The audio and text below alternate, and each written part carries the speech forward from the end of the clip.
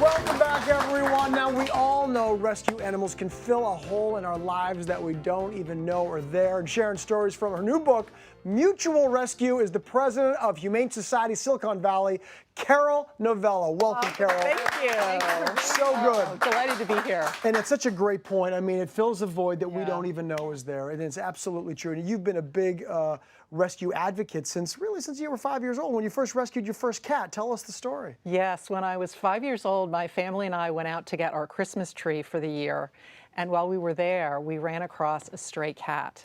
And I begged my mom to let us adopt this kitten. And it was just the most heartwarming experience I had. And not only was it about rescuing that animal and providing it a home, it actually became a connection with my mom. And I really realized that animals are a way for us to connect with people, not just with animals. It's so true. And I mean, you're preaching to the choir when you tell that story to Larissa, because I know that your mother was also incredibly instrumental in your love for rescuing animals as well, right? Yeah, it was so interesting hearing your story, because I didn't know that originally when I was introduced to your work. And yeah, my mom was the original rescuer, and her and I became so close over something so wonderful, which, you know, now that she's passed, hopefully she is looking down and so, you know, appreciative that I'm continuing in her legacy. But it is amazing how it connects you to people, whether it's strangers or your parents. Yeah. Right. It makes such a big difference. And to that point, the name of your book, Mutual Rescue, love right? that Rescuing name. them rescuing us. Of course, it's such a great name, but not only the name of your book, it's also what you call your initiative, right? So tell us about Mutual Rescue. Yeah, so Mutual Rescue came about because as I stepped into my role as president of Humane Society Silicon Valley, people would sometimes say to me, "Why are you helping animals when you could be helping people?" And I thought that was a really curious question because I knew the impact they had in my own life. And I did a little bit more research, and I found out that of the $410 billion that Americans give to charity every year, only 3% goes to animal and environmental causes combined. Oh my goodness. Right. Combined. Combined. So that's, if we're going to split it down the middle, 1.5. Yeah, exactly. Best case right. scenario, probably 1.5. Oh my Right, I'm sure exactly. a lot of that goes to environmental. Sure. Yeah, and that's all animal causes too. So, you know, wildlife, companion animals. Yeah, it's kind of How is that even mind-boggling. possible? That really just gave me chills. That's I know. awful to hear. Yeah, so Mutual Rescue is about changing the conversation from people or animals to people and animals. Because what we want people to know is that supporting animals, whether it's volunteering or financially supporting, you're actually helping humans too. It's not detracting or taking away from humans' problems. It's actually part of the solution. Yeah, and you can help both. Yeah. It doesn't have to be one or the other. And just like you said, it's a, you know, it is helping humans by having by adopting the animals. Yeah. And this is just, it's not, your book's not just stories about humans and their animals and animals and their humans and how they help one another. There is real scientific research from doctors that states, tangible stuff that states this really is very healthy for people. Yeah, it's amazing. There actually was a recent survey done, and 60% of doctors in this survey recommend adopting an animal as a way to improve your physical, emotional, and mental health. And 97% believe that there are health benefits to having a pet.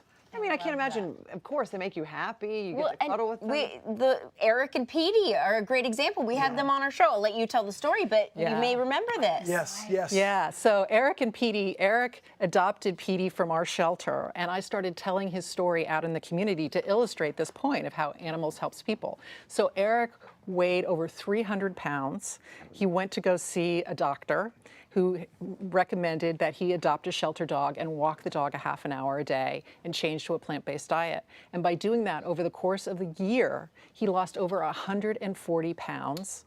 Petey lost 25 pounds, so they did it. They did it together. I remember. And that's just the physical benefits. Sorry to interrupt. That's okay. I remember talking about how it helped him to not be isolated anymore. That was a because he wouldn't huge leave the house, factor. remember? It's the best. Yeah, that was a huge part of his, I mean, he really credits this animal with giving him an experience of unconditional love. It really changed his life around and gave him a sense that he could believe in himself. He started running marathons because he looked at Petey, and Petey's like, "I know you can do it, dude." and he did. And kind of what you were just saying, and something that's in your book that I really related to, was the playfulness that animals bring you. Because I could be home feeling alone and look at Muppet, and she does some weird, silly move, and all of a sudden I'm laughing and I'm taking videos and I'm talking to friends about it. And I know there was Judy, right, in your book, who kind of got an animal and it brought that side out. Yeah, so Judy is a wonderful story. She's an older woman, she's in her 70s, and her mom had passed. She'd gotten really attached to her dog,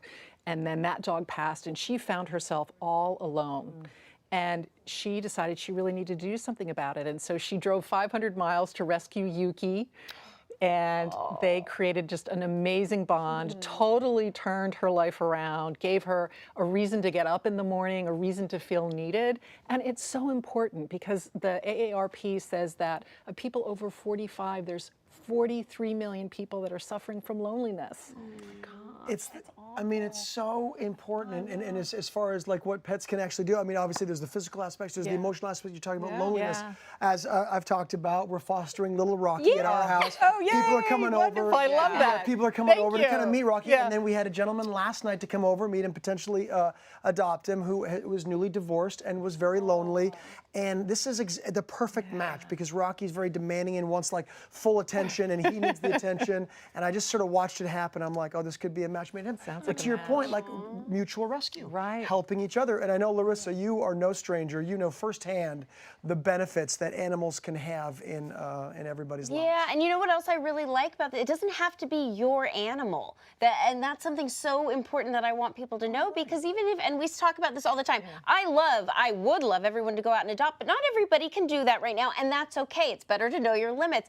But you know, one of our makeup artists, Michelle, just got off of a really crazy, scary flight. And what's interesting about this, she was with a bunch of kids. They were all doing a gymnastics meet. As soon as they got off the flight, the airport called in all their senior dogs to come be in the gate at the terminal. And these dogs brought so much relaxing power to everybody after their nerves were fried. So just being around animals or petting animals. Paul Works, a rescue here, just started doing adoptions at a senior center here in LA. And look at the seniors light up. Again, these aren't even their dogs. These photos just warm my heart. And I love warm my heart. I love the thing about that you get to like take a dog home and spend the night just for the night. Well, and that's something Doggy Day Out, which is a lot of these shelters across the country are doing, where you can go basically rent a dog for the day, and you're also trying to help them find a home. And you, I think on your website you have listed all the different shelters and rescues around the country that do that. So I highly recommend people it's get a involved. fabulous way to get some exercise, bond with the dog, and then advocate for that dog and help it get adopted. Even if you can't bring it into your own home, you can There's still so do many something ways. for these animals. Great work. Really you so great. much. Thank you Both so much for of being you. here, and Larissa, to you as well. Always, thank you. We always appreciate hearing everything. Well, Mutual Rescue is available now. For more information, also please visit mutualrescue.org, everybody. And you all stick around because